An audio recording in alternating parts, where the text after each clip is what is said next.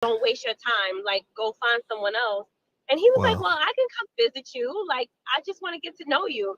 And so we communicated a lot. And then when I left New Jersey to go back to Antigua, he called me and said, well, can I come visit you in Antigua like this weekend? And I was like, okay, cool.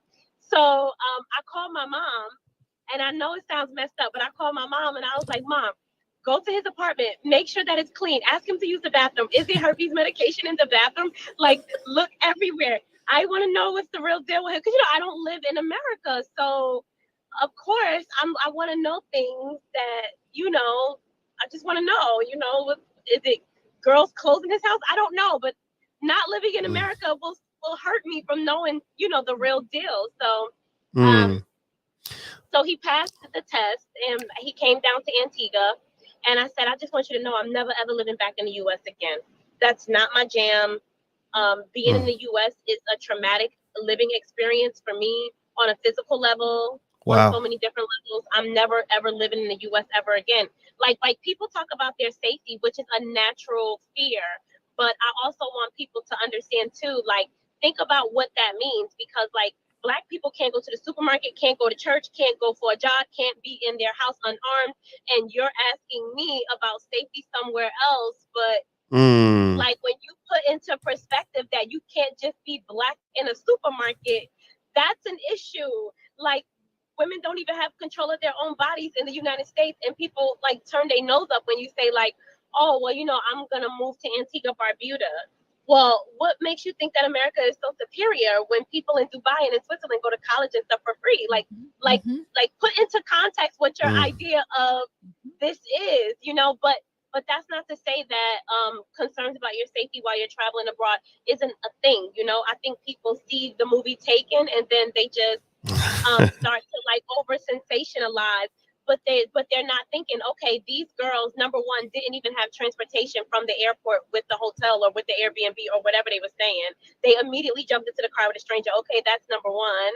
You get what I'm saying? Number two, Mm-hmm. the parents didn't even know where they were going. They were following a van, but they told the parents they were doing something else. So of course Mm. the U.S. embassy was not tracking these kids. There was no security or like. So I think people over sensationalize like solo travel. But anyway, back to like the booze. So um, we ended up like dating back and forth and stuff like that. And another thing that's gonna probably be for the salty men that don't want to hear this, but I told him, I said, oh well, I'm dating lots of different guys. Like, I know lots of different guys. Like, men can like you and they will see all these other girls. Well, I'm just talking to lots of guys on the phone. Like, I'm not gonna lie about that. I'm not married, so I don't really have to be in one situation. I can get to know whichever guy I like and then pick which one I like the best, or Mm. whatever. So, and he said to me, he said, okay, well, how can I be the one you like the most? And I said, well, you keep spending more time with me and you be yourself, and then we'll figure it out from there. So I Mm. was also open with him that I'm talking to other guys, so that way there's no drama between me and you. If you ask me to go out on Wednesday, I'm busy. Maybe Sunday, So I didn't make myself too available for him, but also I just didn't take men that seriously. I thought that they were just really for entertainment. Like, I had my heart broken, so I was I gonna was say, like, look, sounds like it's my someone had their life. heart broken. Yeah. Mm-hmm. Mm. It I makes did. I was like, sense. it's my Yeah. life. I'm just doing me. I'm not taking anybody too seriously. I'm just living my life. And so honestly, I didn't even think I was gonna get a husband because I just wasn't into them that much. I didn't like fall on every word. Like, it just wasn't like that. And so we just dated more and more. And then one day he just said to me, I really can't live without you. This is what I want to do. And I said, look, I won't say yes right now because I need you to understand that I found myself when I was solo traveling for all those years. And I'm not going to be that girl that fall in love and forget who she was. So if you accept that solo travel is a part of my life, then I will always split between the two. Mm. I'll do 6 trips, solo for myself, my own foundational individual path. And I'll do 6 trips with you. And he was like, listen, I'm just happy to have front row seats to this movie. I'm happy to be a part of your growth. I'm not going to stifle you. This is, you have 10,000 women that you help solo travel. I'm not going to stop that. And I was like, Mm. Mm-hmm. yo, okay, then yes, this is the guy for me. And so then he Mm. moved to Antigua, and now we just go back and forth because we're not citizens. So by every 90 days, we have to move. Even if we go to Montserrat or St. Lucia, like we have to come back and forth. So that's how it started. But I didn't think I was going to get no man. Well, let me ask you this question, Kima. Bravo, I'm going to head out, but bravo. Oh, yeah. Bravo to you. You got to cheer for anybody that finds her bliss. And, yeah. But one more thing. I know it gets more complicated. You get married and you start having children and all of those things. So it gets more complicated, but it seems like you're figuring it out. Mm-hmm. God bless you. All the best to you. And of course, I'll let you two continue the conversation. Okay. Well, bye, everybody. Okay, well, bye, Alicia. Okay. Bye. See you later. Everybody clap for Dr. Alicia. She's leaving now. Bye, baby. Bye. Okay, so you know what I was hearing with you is that you know you really found yourself and you like the person you are and you're happy with the life you're choosing, which I think that's good. You know, I think that everybody, you know, I'll admit, I think that the guys, and I'll be curious to get your take on that in terms of men who just get offended when a woman is living her best life. Like, how dare you be happy doing something different from what we as men would tell you to do, right? And I'm not a fan of that, right? I think that I think you just choose what you want to do. You live your life, and as long as you know what it is, it's okay, right? So I think that what I'm hearing, because I'm looking at all the different comments, and you got some people that are saying, "You go, girl," and then you got some people that are saying, like, "Oh, that's not appropriate," or "What's wrong with that?" Or you know what I mean? Or she's gonna regret that, right? And I would say at the end of the day, it comes down to just knowing what it is. Like every lifestyle we pick, because I didn't get married till I was 47. And the benefit of that was I got to spend a lot of years, you know, doing a lot of stuff you're doing, traveling solo. I've been all over the world. I've been to so many countries, I can't even count them all. So many flights and trips and everything, you know, and it was so much fun.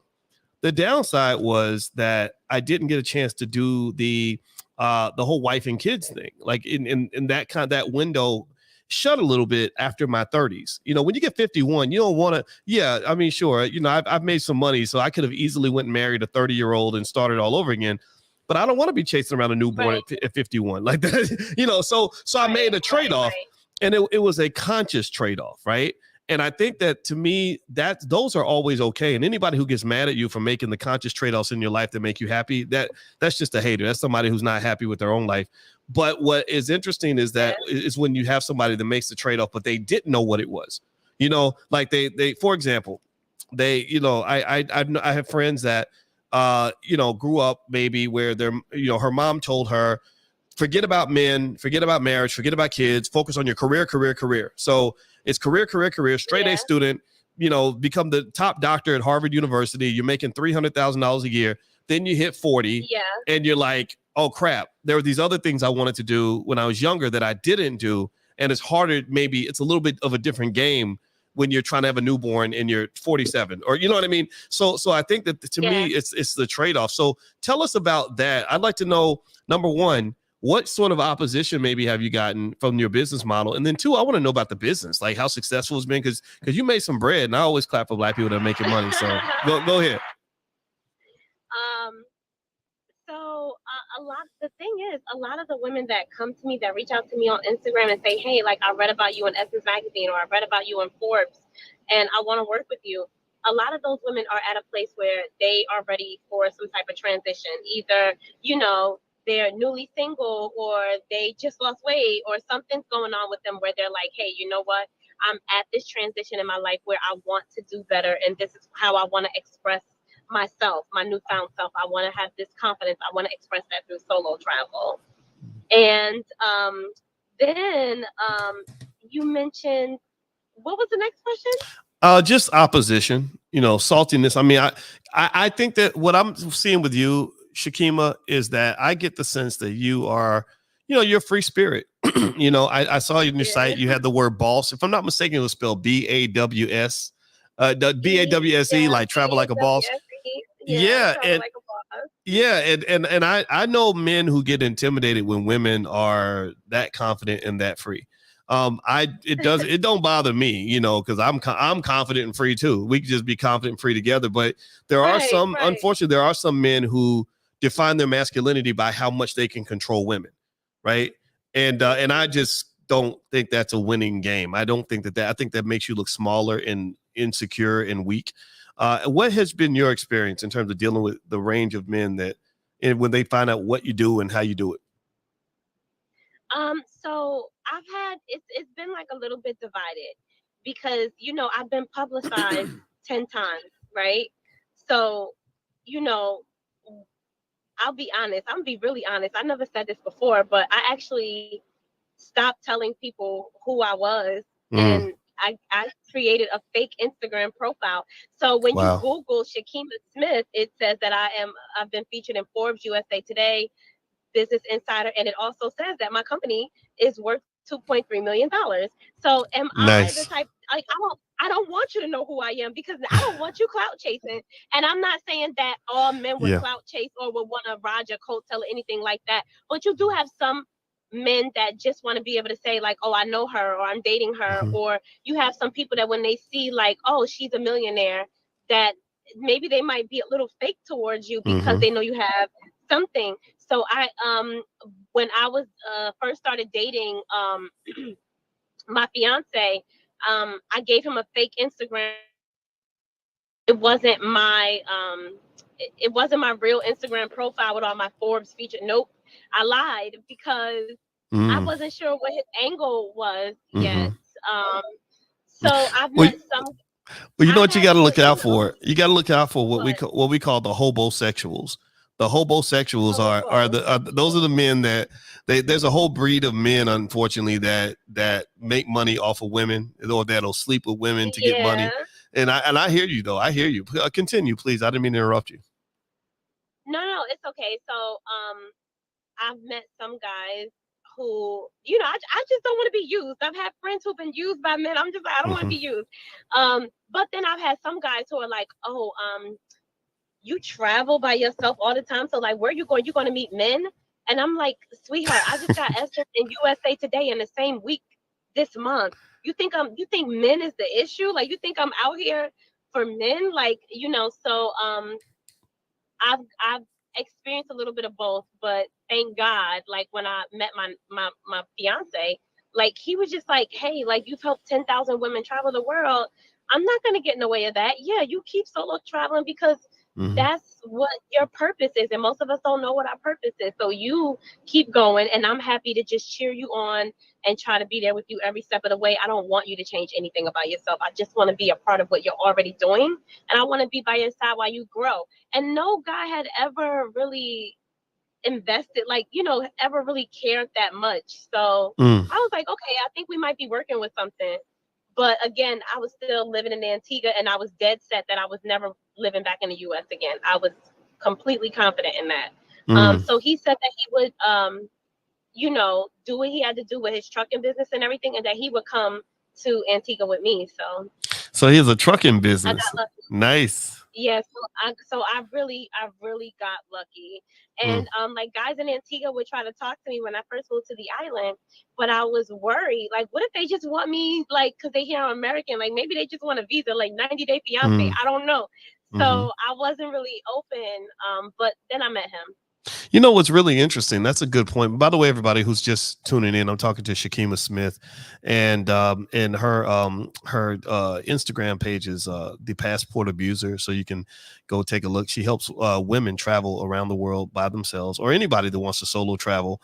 And and by the way, what's your website, Shakima? The name of your company? Yeah, so it's travellikeaboss.com, and boss is spelled BAWSE, travel like a boss.com. But you guys can also find me on Instagram at the passport abuser. Okay. Yeah. Well, you know what's funny, Shakima, when you talk about and I think a lot of people that haven't experienced and don't know what that is, when when you are dating and you don't know exactly what the angle is. I think when you have a little bit of money or a little bit of status, it just changes the dynamics a little bit. And I noticed that, when I started, when my public profile started to grow, it was about 2006. And that was when I met the first woman that I would technically define as a groupie. And she's in the category of what they call sapiosexuals. And sapiosexuals are people that are attracted to men that have like really strong brains. And I'm a pretty smart dude, so I accept that. It is what it is. And I remember that I learned something about the world and I learned something about myself in that experience. The thing I learned about the world is that people are going to treat you different based on what you got and what you coming with. You know, a pretty girl with a nice booty or whatever it is going to get treated different from an ugly woman who, you know, who's 800 pounds. No disrespect to anybody who's 800 pounds, but that's just reality, right? And so the thing about having money or status is that it adds features, right, that people might find appealing. And here's the thing. I didn't necessarily hold it against a woman if she appreciated the fact that I had money. I understand. I'm like, yeah, I know you probably think that the money's nice and maybe you want to get some of this. That's fine. But I'm not going to give this to everybody. And I'm going to have to observe the situation for a while to decide if you're somebody that I really want to share the entirety of me with. You know, and that helps you distinguish between, at least from the male side, it helped me distinguish between women who just have a natural attraction to men who have financial success, which I think is just biologically driven in a lot of women. I don't think that makes you a bad person, versus the women that just like it's money first. That means if you lose your bread, she's out the door. You know, you lose your bread, she gonna lose her head and go find somebody else.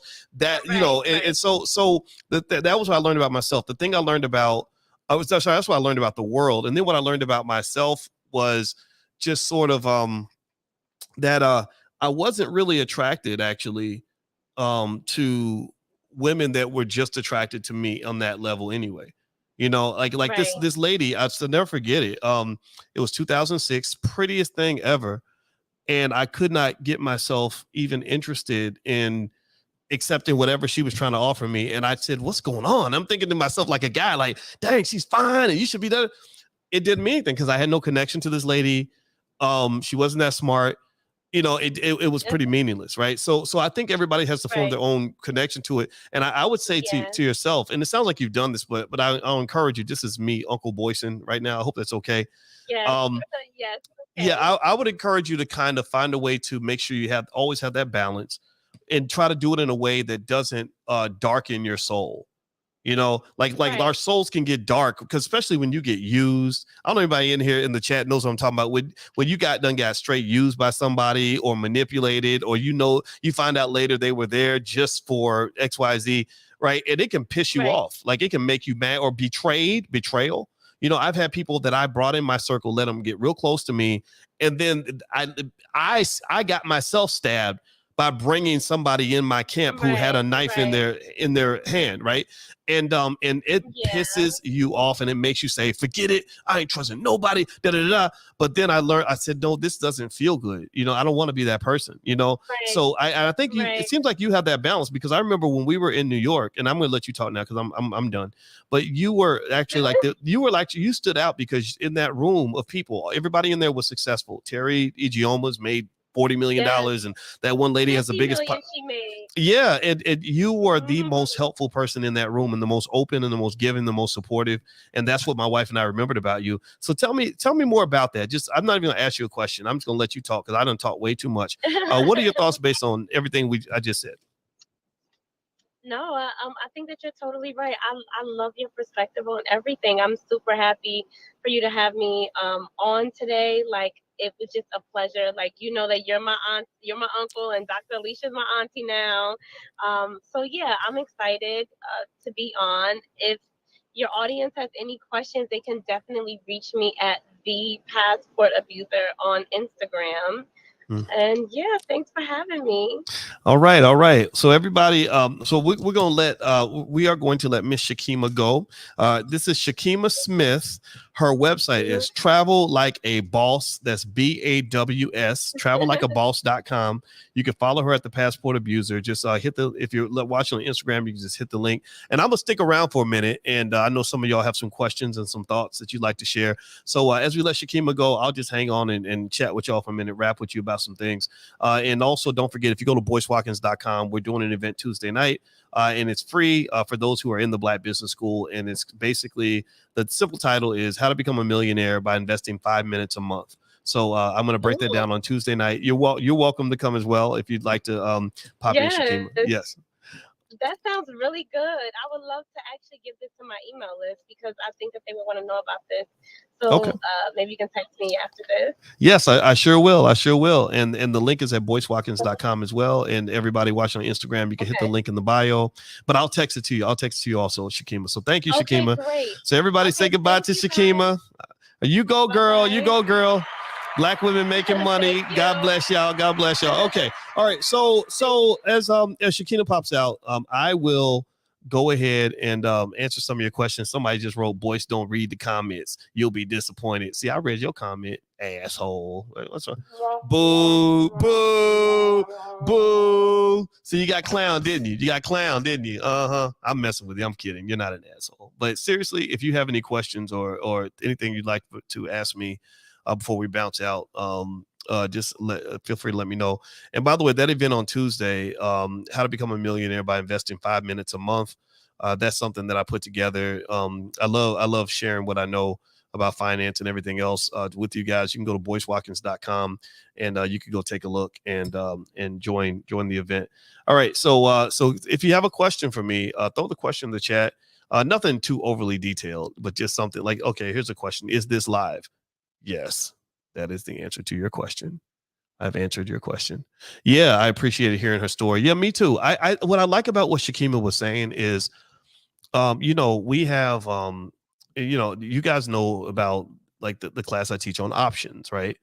And I've thought about stock options for many years since I was in my PhD program from a theoretical standpoint. And really, with options, if you understand what it means to have options, then you're halfway there. Like everybody knows. Give me a yes in the chat if you know what it means to have options, right? And if you know what it means, give me a yes if you know what it means to have options versus what it means to not have options. Well, what she's really saying to me is that in your life you just want to have options, and her teaching women and men as well how to travel solo to me means that she's just showing people how to have options so that you're not sitting there stuck not being able to do what you want to do because you waiting on some raggedy ass friend that can't get off their ass, or you're waiting on a spouse who don't want to do nothing, or you're waiting on a man who may not ever come into your life, or you waiting on a woman that's too scared to leave the house. I mean, I'm not saying you got to leave everybody behind, but I personally think that ability to kind of detach from whatever's around you, whatever's holding you back, and doing you, I think that's totally cool. And even in the context of marriage, there are some things. Let me tell you, like some little stuff like this. I'll give you one example. It just comes to mind. Don't judge me. I used to go with my grandma to eat at Golden Corral because I like it. I just do. I don't judge me. I just do. My wife hates Golden Corral. She just thinks it's like eating garbage off the floor. Like she just hates the restaurant. It just doesn't work for her. I think Golden Corral is good because I grew up loving a good buffet. Me and my mom used to go to Ponderosa and all that stuff. So I felt kind of mad because every time we'd be hungry and I'd be like, hey, babe, what are we going to eat? Oh, there's a Golden Corral. Ugh, I don't want to eat a Golden Corral. I don't know. All right. Okay, let's go to wherever you want to go, right? And I don't like that, right? So there were times where I would just say, you know what? I'm going to get in my car and I'm going to drive and I'm going to go eat at the place I want to eat, and so to me, just kind of having your mind expanded to realize you ain't got to wait for nobody. I kind of like that. And I think there's something that happens, I think, for some women where they feel like they have to wait for somebody to come along to take them to the movies or take them out to dinner or treat them well. I don't think that traveling solo and doing things on your own means that you're not prepared for a man. I think that it just means that you're going to get to the business of living your life, and then when you're blessed with whatever it is you're waiting for, it'll come along, and I really think there's a gender difference in that because I know as a man, I was not stigmatized when I told my family, look, yeah, I know I'm 41 and not married, but I don't want to be married. I don't need that right now. And I did whatever I wanted. I got on airplanes every week and went all around the world and had a lot of great experiences. And I don't regret a single thing. And I think that if I had been a woman trying to do the same thing, it would have been judged a lot by people who had no right to judge me. right? And I'm not saying just live your life without thinking about things, because I think there are some real things to think about. Like, so for example, if if you're living your life, if you are a person that values marriage and you want to get married in your 30s and all this other stuff, I don't think you can just live a reckless life in your 20s and then think it's all going to just come together when you hit 32, 33 years old, that your husband will just be waiting. I noticed a distinct difference in the amount of male competition I had for women in my 30s versus in my 20s. In my 20s, there was a lot of competition, a lot of dudes, because girls would date all kinds of guys. They could date good guys, bad guys, thugs, college boys, all that. But then when you got about between 30 and 35, I noticed that the competition was thinning out. I noticed I was getting a lot more attention from women who didn't really find me interesting when I was a struggling student in graduate school. But now that I was a young college professor making $115,000 a year, suddenly I'm identified as husband material. Oh, he would make a good husband. I'm like, yeah, I probably would be a great husband for you, but you should have realized that shit back in when I was 25 years old. But you didn't realize it back then. And now Boyce got options. Boyce had a lot of other things he could be doing other than being a husband to a woman that, gave herself away to the whole alpha house back when we were in college together, So I'm not judging. I don't think that we have a right to tell anybody how to live their life. In fact, when you talk about things like, what a woman does with her body, I don't feel any need to tell a woman what she does with her body, especially on things like abortion and all that. The only time I feel the need to intervene in the discussion is when you are carrying my child in your body. If my child is in your body, then that's not your body anymore. That's our body. That's our child. That's our baby. It's your body carrying our baby. And I feel like as a father, as a human being, as a man, I have a right to have some say in that conversation. I don't think that you have the right to just say, I'm going to abort your baby, and then I'm not even going to tell you because you don't deserve nothing. Well, at that point, I'm gonna just be honest with you guys. I start feeling like, wait a minute. So you demanding your rights means you're taking away my rights, but then again, if you talk about the right to choose, we all have the right to choose. I have the right to choose what type of women that I choose to spend my time with. Men, we have the right to choose also. You got to choose what kind of lady you lay down with. So no, would I ever have laid down with a woman that I thought would abort my child and not even take my feelings into consideration? No, you're not going to get none of this if you are that type of person, right? Same thing with women, though. There are ways to identify men who have good family values. It starts with figuring out what his father did for him. If his father was a piece of crap, you got to figure out where his value system is in terms of whether he's either continuing the generational curse or he's going to break the generational curse. Some fathers, I know a lot of guys who didn't have a dad growing up. My biological father wasn't there at all. He was kind of a bum, to be honest with you. And he wasn't there, but I had a real man that raised me, and it made me very determined to make sure that as a man, my presence was always felt amongst the people that I was supposed to provide for and take care of. So I never missed any of my child support payments. I was always available if my kids needed me. I even took on kids that weren't even my own. I'm blessed with being a bonus dad for 3 beautiful children, and they're like my kids. I mean, they respond to me like a dad. We do things like a dad. We went go-kart racing the other day. We had a lot of fun. I give them advice like a dad. I love it. It's the best. There's nothing ever that I can think of that I've done in my life that's more enjoyable than being a black father to black children. I really can't think of anything I enjoy more. And so I will say, though, that, you got to find out what people value, what really matters to them. Right. So ultimately, I think that, so when I hear, I really felt that clip. Did y'all see that clip I put up on my Instagram with Ayanna Van Zant, where Ayanna was basically, there was a woman who was talking about how hard it is being a single mom and doing everything on her own. And I think Ayanna said something like, I don't want a badge of honor for my mistakes, or I don't want a badge of courage for all the mistakes, for the bad choices I made. And I thought, whoa, that's pretty heavy. She's telling this woman, you made bad choices. You chose to lay down with a man without a condom, and now you're dealing with this situation. And I'm not one to be so harsh in that regard, because I think single moms go through a lot.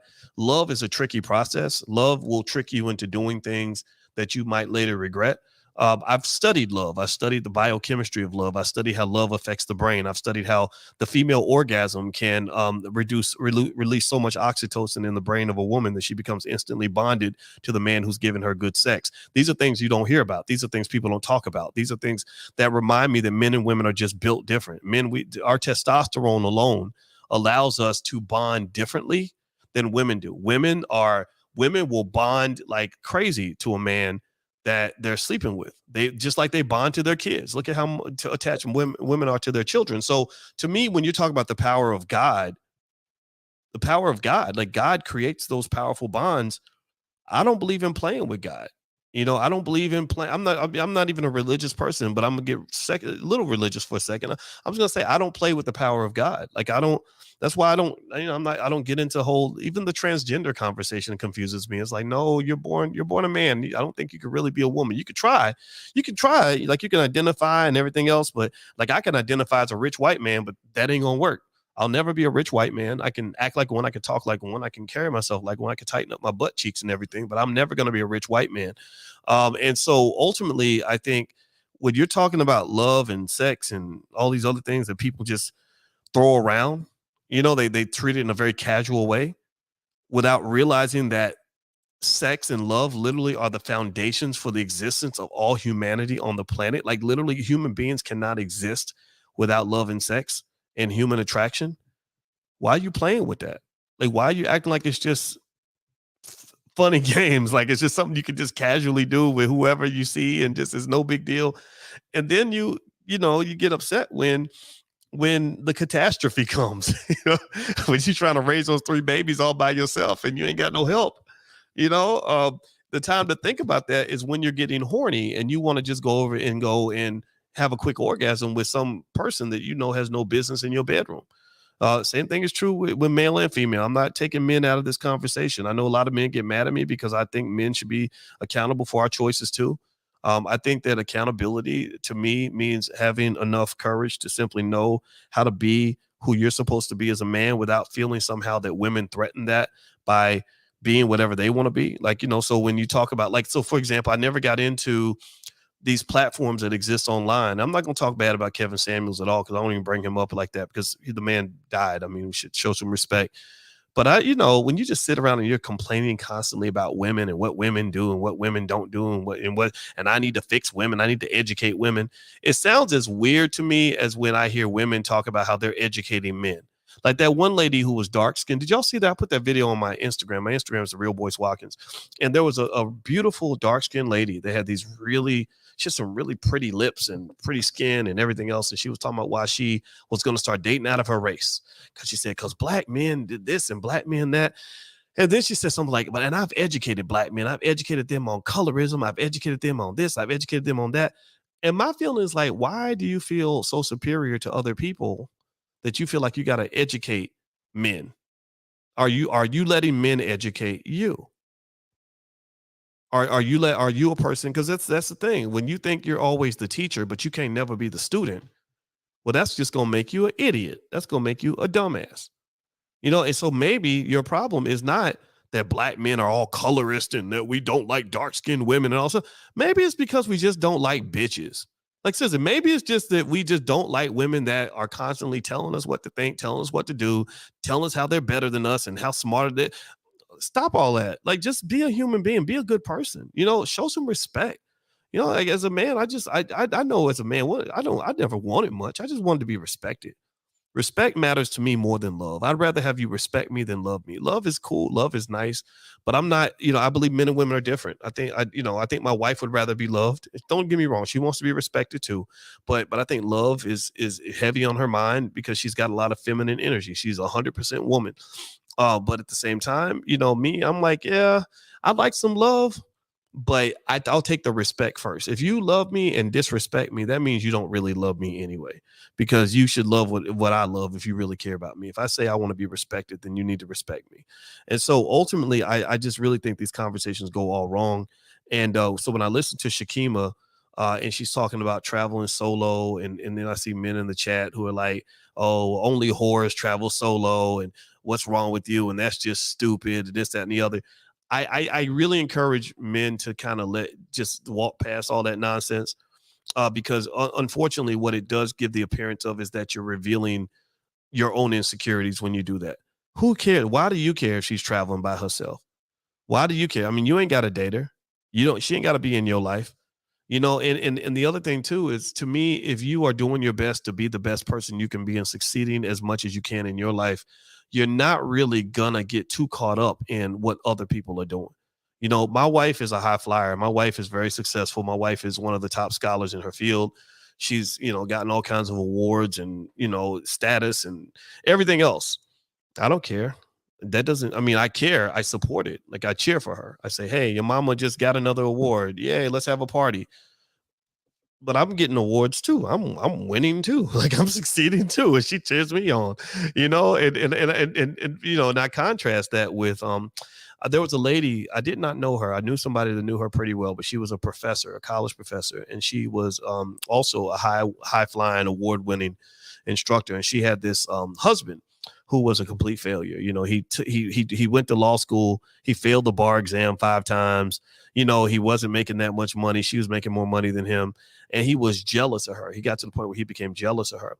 And this spilled over into their relationship. Next thing you know, he's cheating because his infidelity was driven by his insecurity and his jealousy of his wife. But then also he starts to abuse her because he's thinking she's cheating. You know how it is. Like, the person that's cheating is always like thinking that their partner is cheating because they're projecting, right? And next thing you know, this guy just loses it and he murders her. He killed her, and he then killed himself. And he had 2 children that were under the age of 5. They had 2 kids under the age of 5. And one of the kids walks in the bedroom and finds mommy and daddy both dead in the bedroom. And when I heard that story, I just said, my God, like, this to me is the saddest thing in the world. This is a man who really lost his true purpose, in my opinion. This is a man who, for whatever, at some point, somebody put the wrong spirit in this man, taught him the wrong things. Because I can understand everything in turn. I mean, we can all understand jealousy and all that stuff, but you literally kill your children's mother and yourself because you're such a bitch that you were so caught up in your own emotions that you didn't even think about your own damn kids. I don't even know what to do with a man who thinks like that. I don't even know what to do with that. I can't call you a man at that point, because at the very least, I mean, I can even understand, don't get me wrong, I'm not saying it's okay. I can even understand somebody who beat somebody up, like, you were sleeping with my wife, blah, blah, blah. Like, I get, I understand all that. Jealousy makes you do crazy things, but you killed your spouse and yourself, and you got 2 young children. Man, what's wrong with you? And that, to me, what that says to me is that that's a man who is still a little, who was always a little boy. Because a little boy, that's what a child would do. A child would throw a temper tantrum, and they don't care about nobody else but themselves. All they're caught up in is how they feel at that moment, and they're not thinking about other people. And I would say that, in general, if you want the Uncle Boyce point of view on manhood, I gave my son one simple rule of manhood that I think can encompass quite a bit of what it means to be successful when it comes to raising Black families and getting the awesome responsibility of raising children for the next generation and all these other things. That's the most important thing you'll ever do, by the way. I just said to him, I said, okay, here's what I believe as a man. If you are a man and you are doing your best to be the best man you can be, you are responsible for something. Men are naturally territorial. We are naturally territorial. When I was a baby, my dad, my father who adopted me, literally looked at me and my mother. He said, these 2 are mine. This is my responsibility. This house is mine and my responsibility. Like, men are just territorial like that. I don't think we have to apologize for that, because that's how God made us. So as a man, you are responsible for a territory. You should be. And if you are not responsible for any territory and you choose to take responsibility for no territory other than, your couch where you sit on the couch and smoke weed and play Xbox all day, then there are African tribes that would say you're not really a man because you haven't taken responsibility for anything.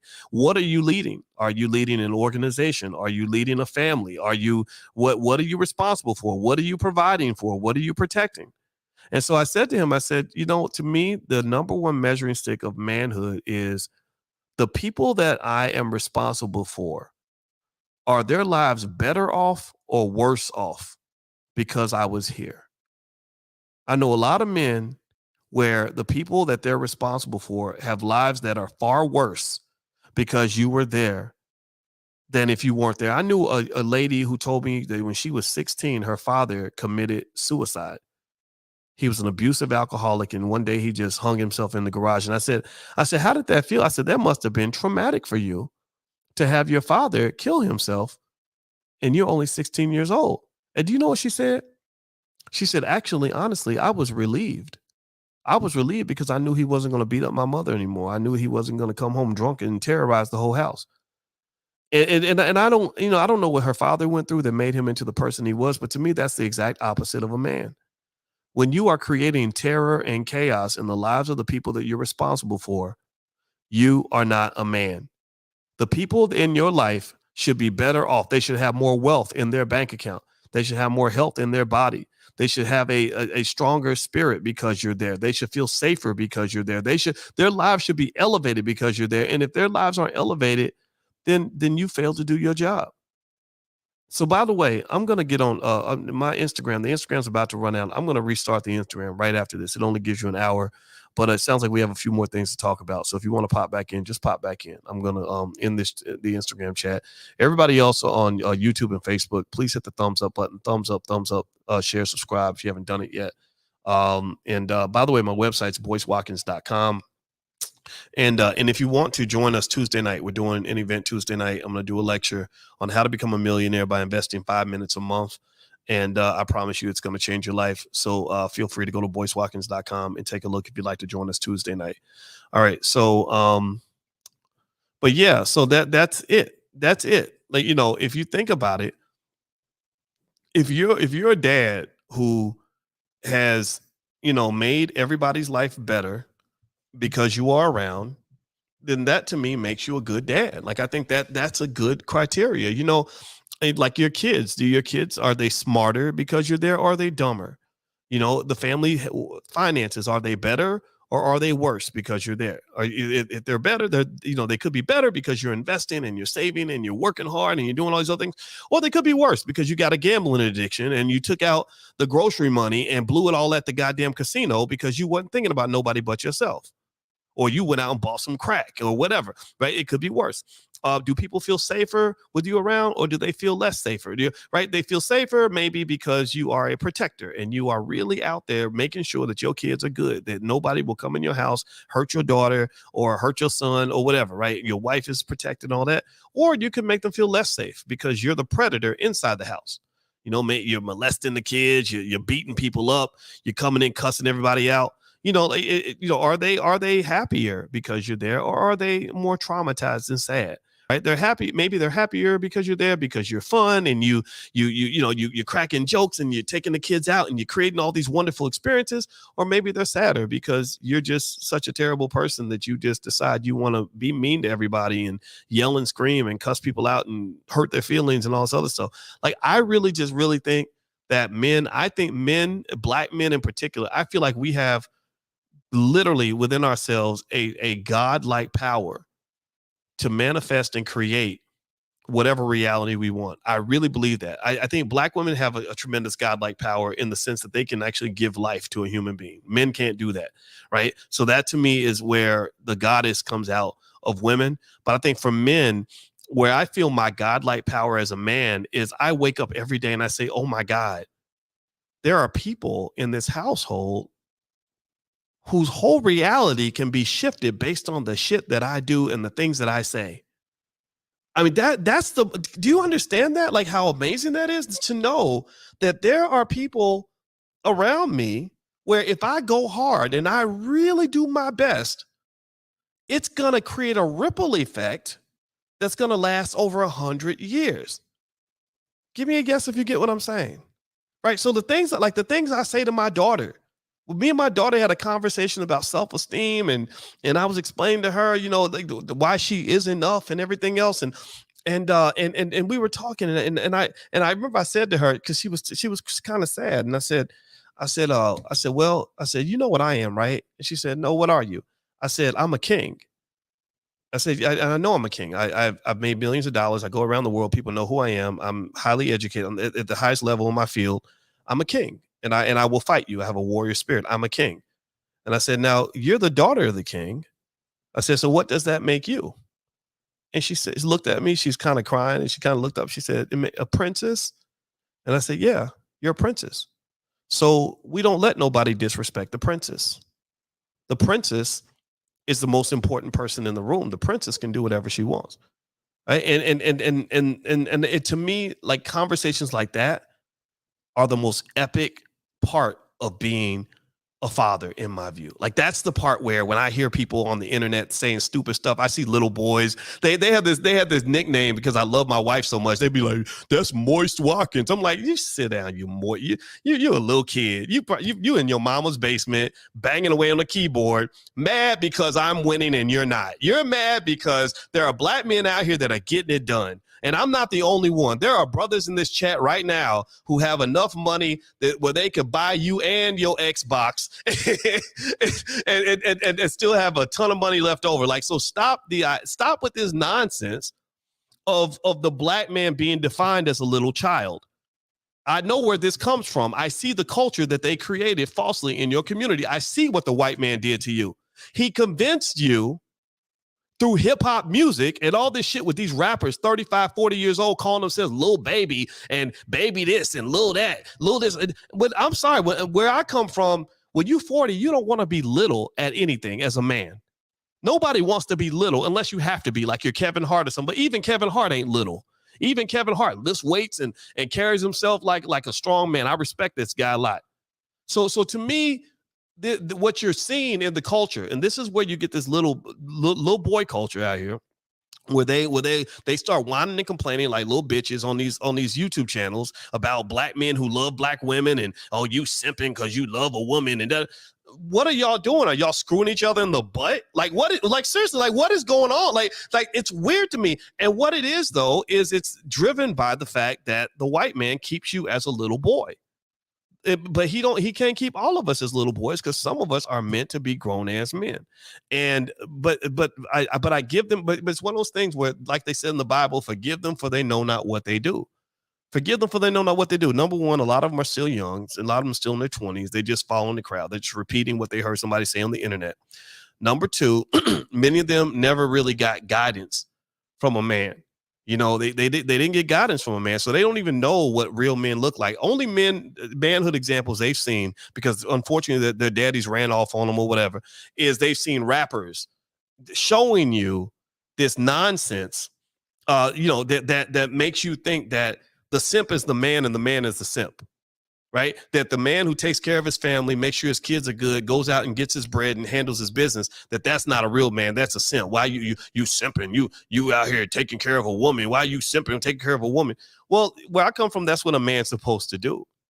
You know, but then you look at these rappers, got 18 babies mamas. He's a drug addict, so don't nobody respect him. He's running around talking about killing other black people. You know, he's throwing all his money away to the white man. Also, he can complain about how broke he is later on.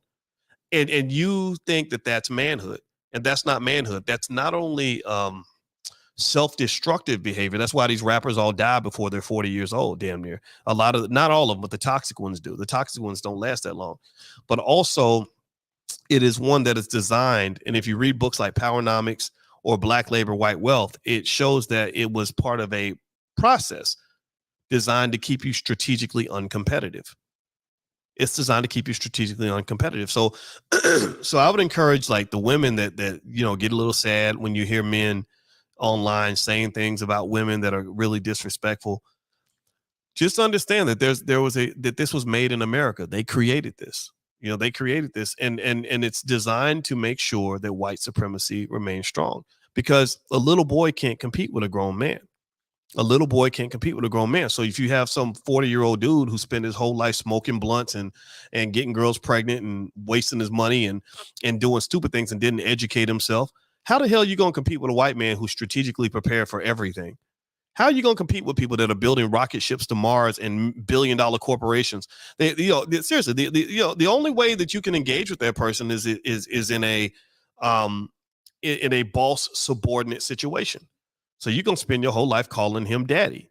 You're going to spend your whole life complaining to your woman that you can't provide, or you can't take care of your kids, or your baby's mamas can't eat because the white man won't provide for you. So unfortunately, you don't understand. You are making yourself into his subordinate. You make yourself into either a little boy, a beta, or a child. That's what you know, or even an animal. Damn near. They really look at you like you're less than human. So what I really think as Black people is that, and the reason I'm even having this conversation, because I'm doing a stream of consciousness here, so I don't even know what's going to come out of my mouth. I don't know if it's going to offend anybody or not. I really don't care. Is I'm really doing a call to encourage anybody out here that even understands an ounce of what I'm saying. Is you got to stand up. You got to hold your head up high. You got to be proud of who you are. You got to really stand up against this nonsense, because it's not just anti-Black and destructive, but it's damn near embarrassing. It's humiliating. I was an athlete in high school, and I was very competitive. I didn't like to lose. I didn't like getting my ass kicked, whether it was track and field or basketball or football. I don't like losing. And you have a lot of losers in your community that get held up as winners. You can't tell me that some of these rappers, and I'm just talking about the rappers, because a lot of guys imitate rappers because they don't know who they are. So they dress like them and talk like them, get the same tattoos they got and all this other stuff. But you see the white supremacy means, in my view, if I'm a white supremacist, one of the things I'm going to do is I'm always going to continue to take the biggest losers, and I'm going to market the biggest. I'm going to spend my billions of dollars marketing the biggest loser males I can possibly find, so that the real men never get seen by the community. I want you to think that the clowns are the kings and that the kings are the clowns.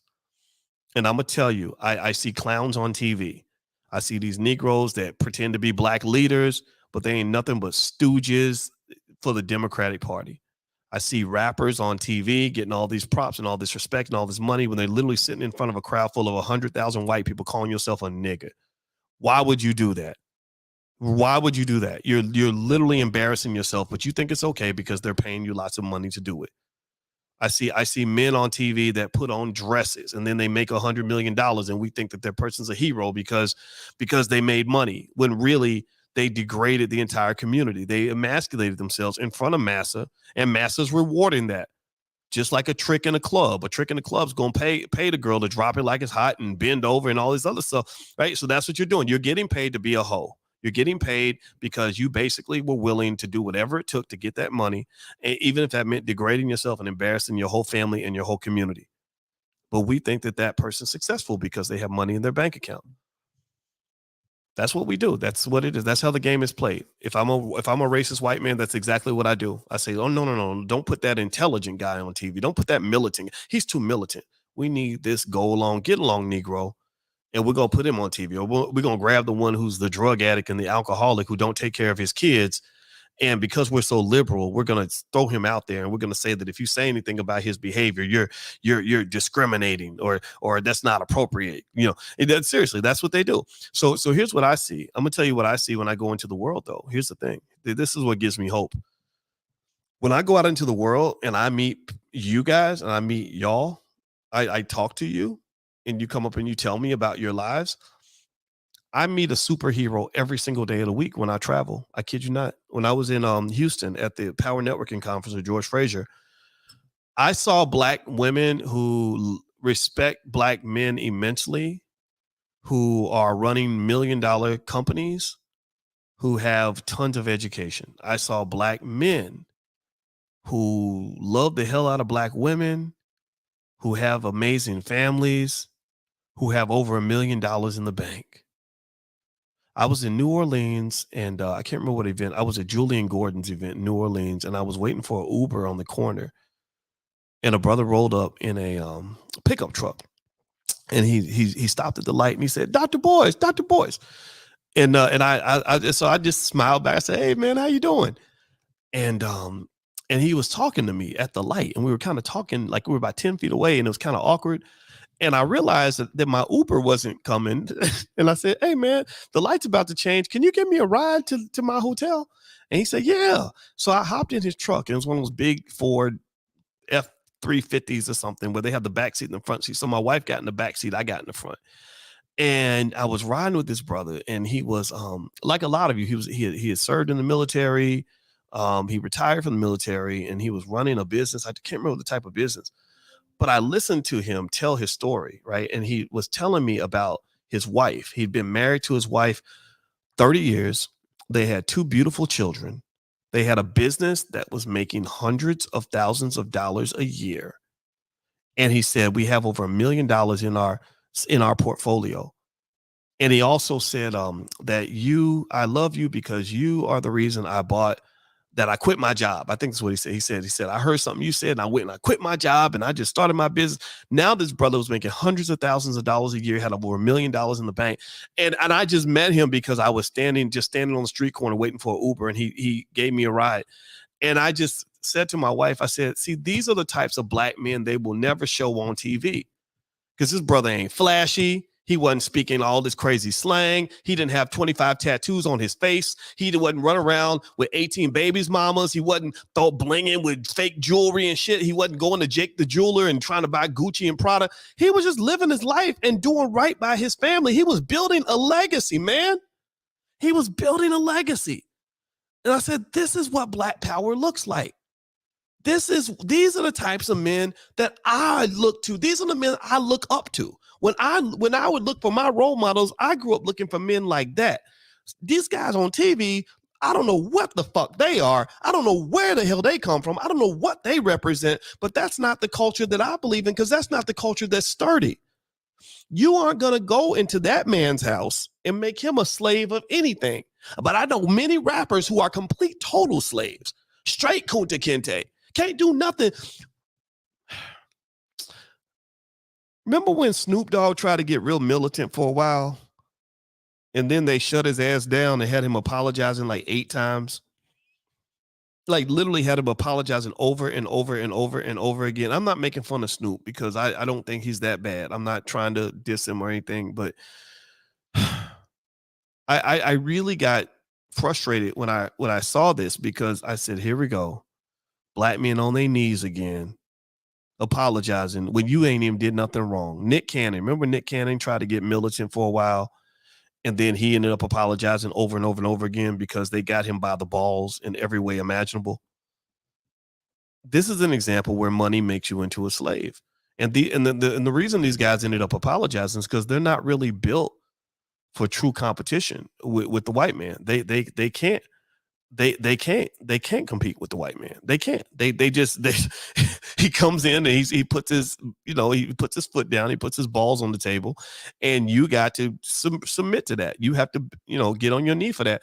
And a lot of people think it's cool to try to be strong and black. And because they're in a space of entertainment is not about substance. Entertainment, which is where many of your rappers live or whatever, it's about flash. It's about flash, right? You don't really got to do it. You just got to act like you did it. You ain't really got to have it. You just got to pretend like you have it. You ain't really got to be a real gangster. You just got to be a studio gangster. You just got to make sure you say it good with a nice beat and some nice lyrics, right? And to me, that was those situations were an example of the Wizard of Oz being exposed, where you find out the emperor has no clothes. A lot of the individuals that you look at in entertainment that you admire the most, there's absolutely no substance to their existence. There's nothing there that makes them really worthy of any of your respect, other than the fact that they made a song that you liked and they know how to pretend, right? And so when you put them in a situation that requires them to be real, a lot of them buckle and fold. A lot of them can't stand on nothing because they ain't never really had to go to battle over something significant and something serious. Now, but there are some artists I've seen on the contrast, though, who have shown the kind of integrity and the backbone necessary to be leaders in the community. D1, for example, is an artist that I love to death because D1 is really who he is. He raps about what he does and what he lives, and he lives that. When I worked with Ice Cube on the whole election thing, I was very impressed. I had to talk to him for a while to really know if he was serious or if he was just trying to do it for clout. He wasn't. He really believed in these things and he really stood by himself. Some other examples: when I worked with Russell Simmons on a mass incarceration project, he had to stand up to the Obama administration because they were trying to basically blackball him from all their little White House events because they were used to having the black celebrities in their pocket because they're all so weak and flimsy. Immortal Technique is a rapper. He's from Peru, but he's a cool brother, and he has some great music, and I loved his music, and I happened to talk to him. He's also a person that lives what he says. But then you have a lot of other individuals in the entertainment space who can't keep it real for nothing. Because they're literally paper tigers. They literally have nothing substantive that backs up all the flash.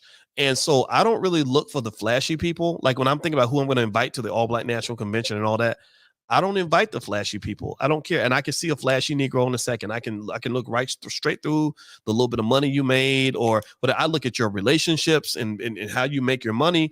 I look at your track record and what you've done. And there are a lot of flashy Negroes who will never get an invitation to the convention because I want people of substance. I want people that can really stand toe to toe, pound for pound against the oppressor and win that battle and do what's necessary to engage in that fight. And unfortunately, a lot of your fake black leaders they put on white-owned television are not appropriate. They're not going to get the job done. This is why you need black-owned media that's going to elevate those people. Like you look at guys like some guys that came on the other day, Rizza Islam. Rizza Islam is solid. You look at Maj Touré. He talks about guns. He's committed to gun ownership. You're not going to go pump Maj Touré. You're not going to go push him around. He's not a flimsy guy.